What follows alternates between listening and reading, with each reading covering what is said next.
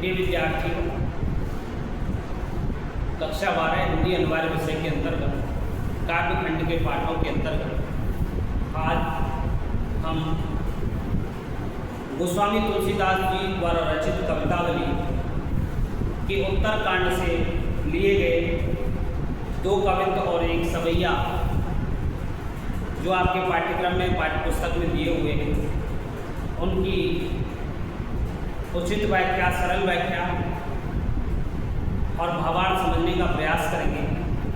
तो आइए विद्यार्थियों, यहाँ देखते हैं कि आखिर किस किस संदर्भ और प्रसंग को लेकर के यहाँ ये 2 कवित्त और 1 सवैया दिए हुए हैं। तो प्रिय विद्यार्थियों, यहाँ जो पहला जो कवित्त दिया हुआ है उसमें तत्कालीन समय जो कि मध्यकाल था उससे उत्पन्न जो दारुण स्थिति है, भयंकर स्थिति है, जो समाज था, समाज के लोग थे, वो भूख से किस प्रकार से हाहाकार उनमें मच रहा था और दारुण स्थिति उस समय भूख के कारण हो रही थी। तो उस समय तुलसीदास जी ने अपनी कवितावली के उत्तरकांड के माध्यम से, इस छंद के माध्यम से ये निवेदन किया है श्री राम के लिए कि आपका नाम ही व्यक्ति को ऐसे दुखों से दूर कर सकता है। तो यहाँ पेट की जो आग है अर्थात भूख, उसको बुझाने का एकमात्र तरीका उन्होंने बताया है कि राम नाम का जाप करना, जिससे सभी कष्ट दूर हो जाते हैं। भक्त स्वरूपिणी कहे जाते हैं महाकवि तुलसीदास। और जो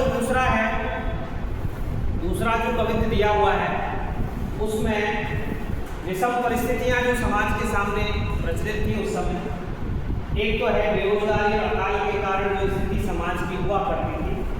व्यापारी को व्यापार नहीं मिल पा रहा है, भिखारी को भीख तक नहीं मिल पा रही है, और किसान आदमी को उसका योग्य उसके काम नहीं मिल पा रहा है। तो ये जो बेरोजगारी से युक्त स्थितियाँ हैं वो वहाँ पर बताई गई उस समाज में प्रचलित जो है।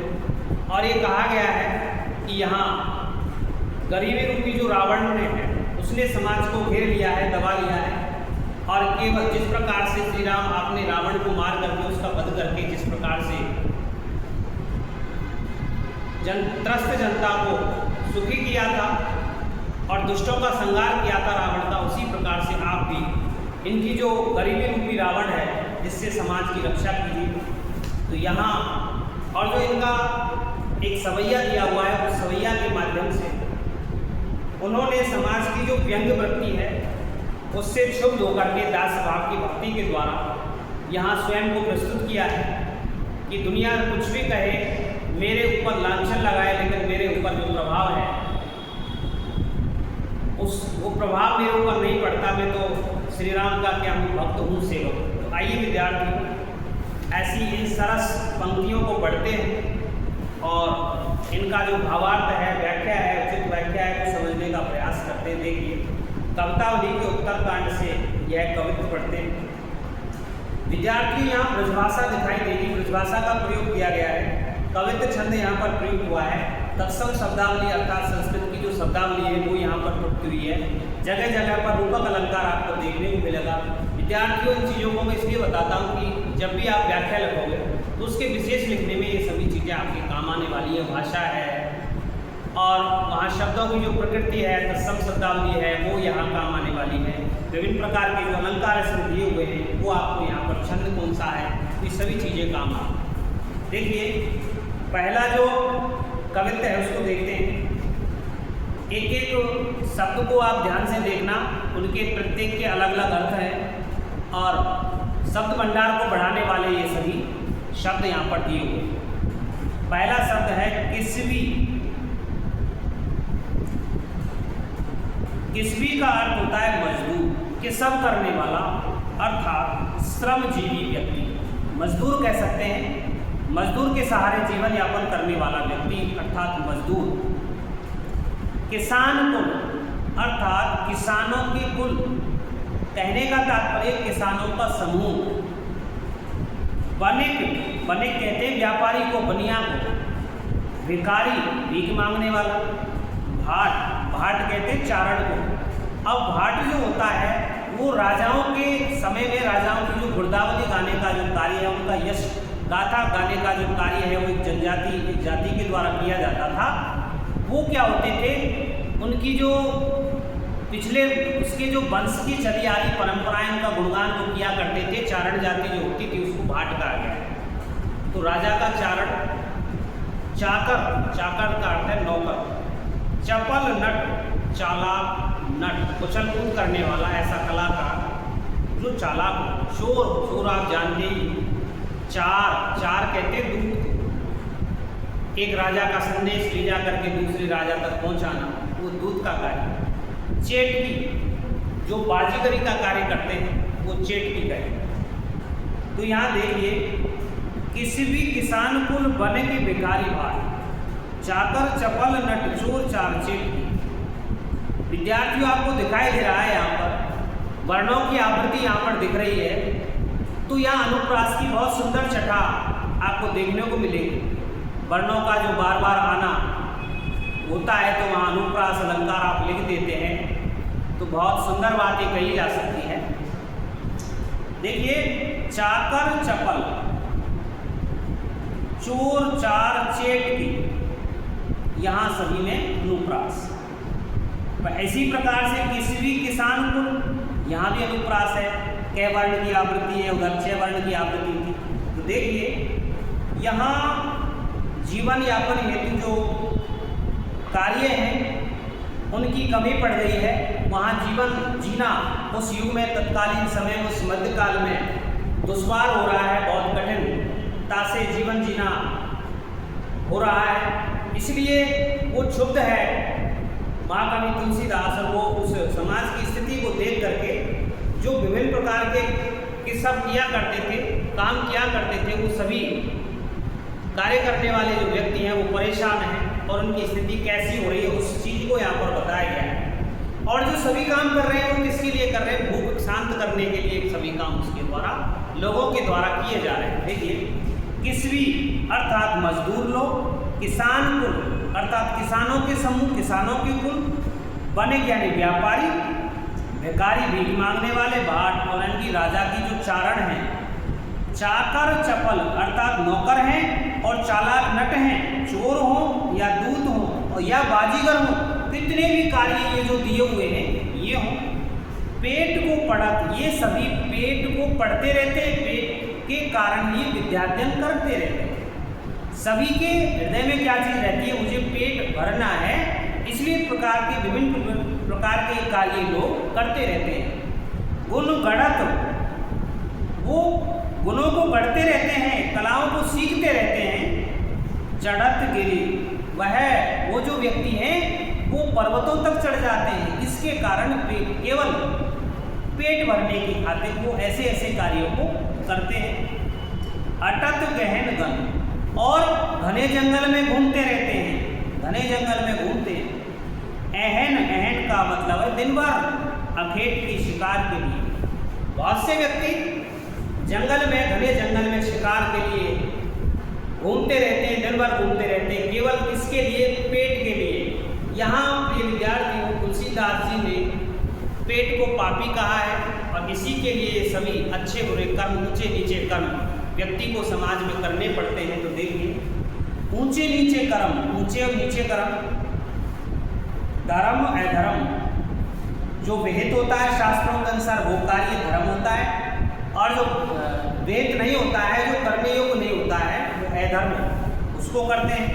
पेट ही को पचत, अर्थात इस पापी पेट के लिए ही ये काम करते हैं, श्रम करते हैं। बेचत बेटा बेटी, और लोगों की व्यवस्था ऐसी हो गई है कि वो अपने बेटा और बेटियों तक को बेच देते हैं, केवल किसके कारण, किसके लिए, इस पापी पेट को भरने के लिए। ऐसी व्यवस्था है समाज के सामने मध्यकाल में।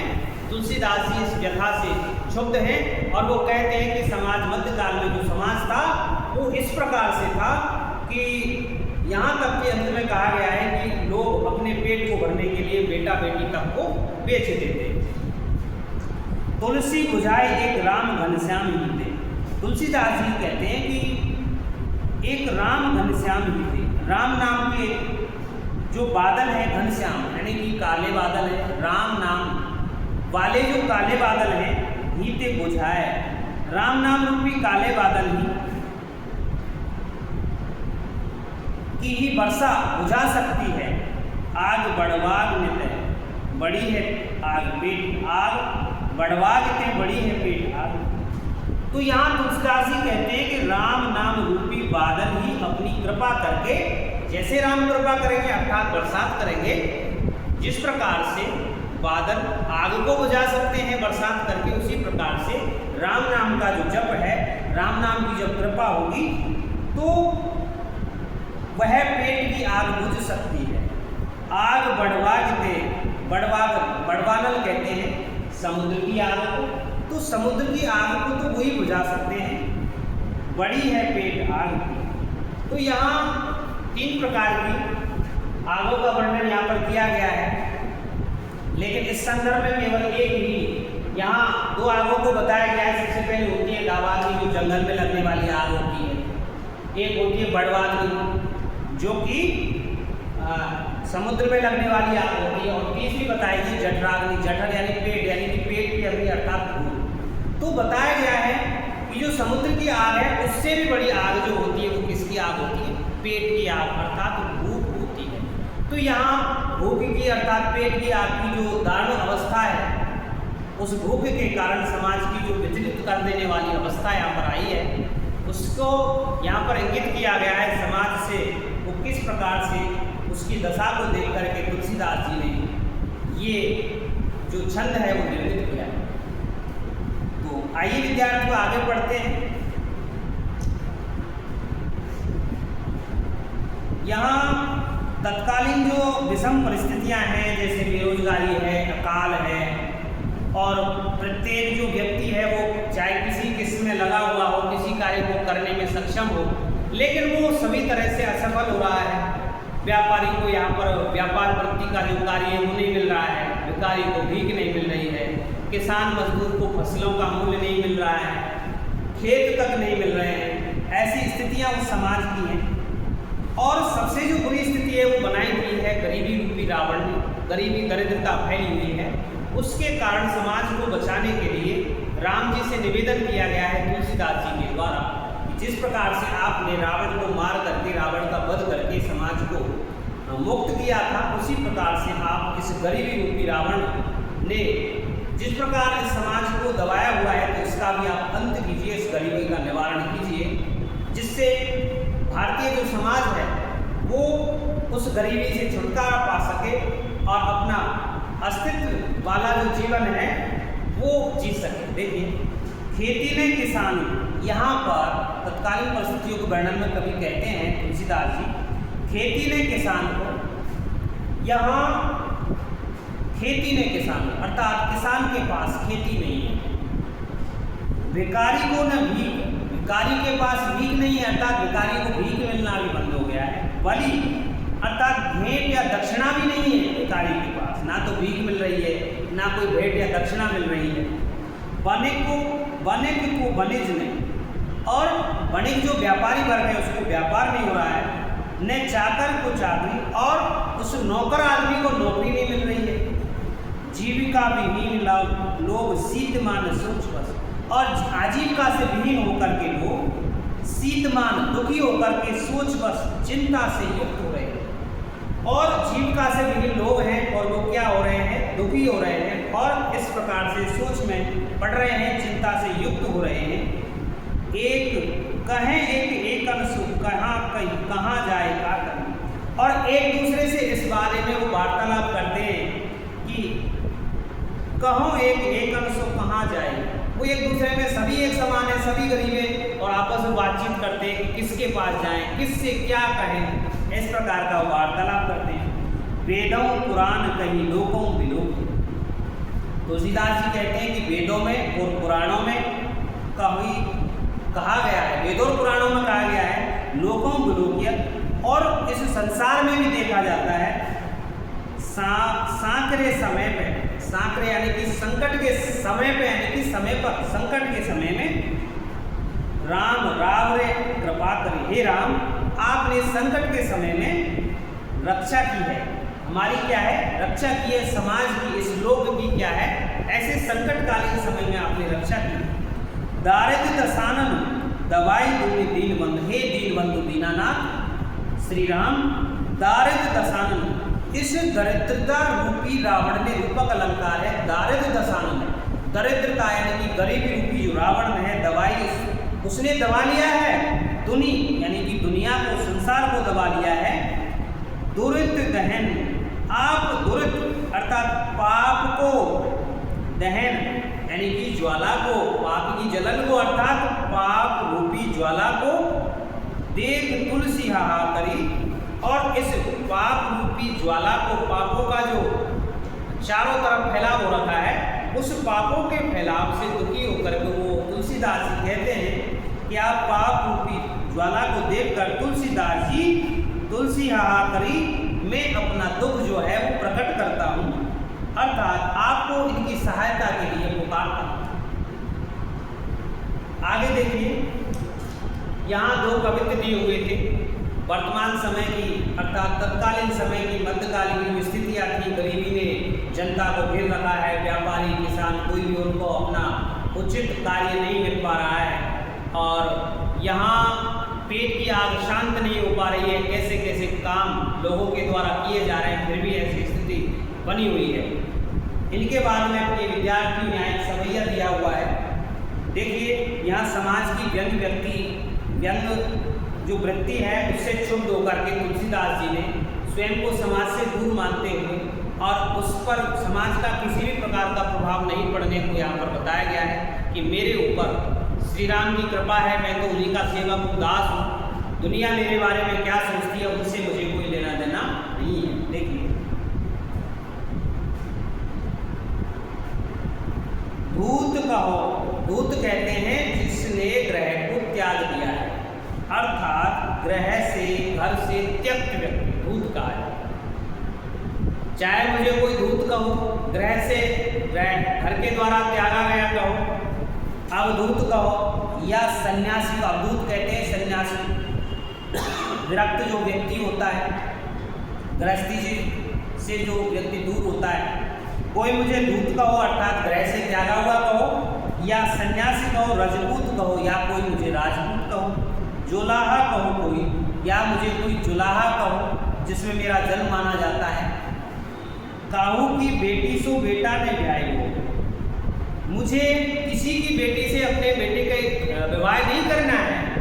काहू की जाति बिगाड़ने सो, और ना ही मुझे किसी की जाति को बिगाड़ने का शौक है, ऐसा कोई मुझे शौक नहीं है कि मुझे मेरे बेटे की शादी किसी की बेटी से करनी है, या मुझे किसी की जाति को बिगाड़ना है। तुलसी सरनाम गुलाम है राम, तुलसी तो प्रसिद्ध सेवक है, इसका राम का सरनाम यानी कि प्रसिद्ध गुलाम यानी कि दास है। तुलसीदास जी तो श्री राम के क्या है, दास हैं, सेवक हैं। जाको रुचि सो कहे कछु हो, और जो भी कोई व्यक्ति और कुछ भी कहना चाहता है मेरे बारे में, तुलसीदास जी के बारे में, तो वो स्वतंत्र है, कुछ भी कह सकता है, मुझे इन चीज़ों की कोई परवाह नहीं है। मांग के खे वो मसीत को सो, मेरा तो एक दिनचर्या का रूटीन बना हुआ है कि मांग के खेवों में मांग करके खाता हूँ, मस्जिद को सोएबो और मस्जिद में जा करके सो जाता हूँ। लेवो को एक उन देवो को दो, मेरे पास तो लेने देने को कुछ भी नहीं है, अर्थात मैं तो भिखमंगा हूँ। मेरा तो आश्रय है केवल मेरे प्रभु श्री राम है, उनकी भक्ति मैं किया करता हूँ। दुनिया मेरे बारे में क्या सोचती है, मुझ पर इस चीज़ का कोई फर्क नहीं पड़ता। विद्यार्थियों, यहाँ अंतिम जो पंक्ति में दिया हुआ है, अंतिम लेवो को एक में देवो को दो, यहाँ पर जो लोकोक्ति है, लेना एक में देना दो, इस लोकोक्ति का प्रयोग यानी कि किसी चीज़ से कोई मतलब नहीं होना। यहाँ विद्यार्थियों कलिकाल का जो वर्णन हुआ है महाकवि के द्वारा, तुलसीदास जी के द्वारा, जननायक के द्वारा, और वो मानवीय मूल्यों का हास किस प्रकार से यहाँ हो रहा है, किस प्रकार से बेरोजगारी की अवस्था वहाँ पर छाई हुई है, प्रत्येक व्यक्ति बेरोजगार है और उचित जिसका जो कर्तव्य है वो उसको नहीं मिल पा रहा है। ये सभी चीज़ें हमने पढ़ी है यहाँ पर। प्रिय विद्यार्थियों, यहाँ आगे के पाठ के साथ जो कि लंका कांड से लक्ष्मण के जब शक्ति बाण लग जाता है तो लक्ष्मण मूर्छा के बाद में राम का विलाप किस प्रकार से, वो आगे का जो सेक्शन आपके उसमें दिया हुआ है, इसी पार्ट के अंतर्गत उसको अगले वीडियो में पढ़ेंगे। और तब तक के लिए आप सभी के लिए धन्यवाद। हिंदी परिवार की इस ऑनलाइन यात्रा से आप जुड़े रहिए।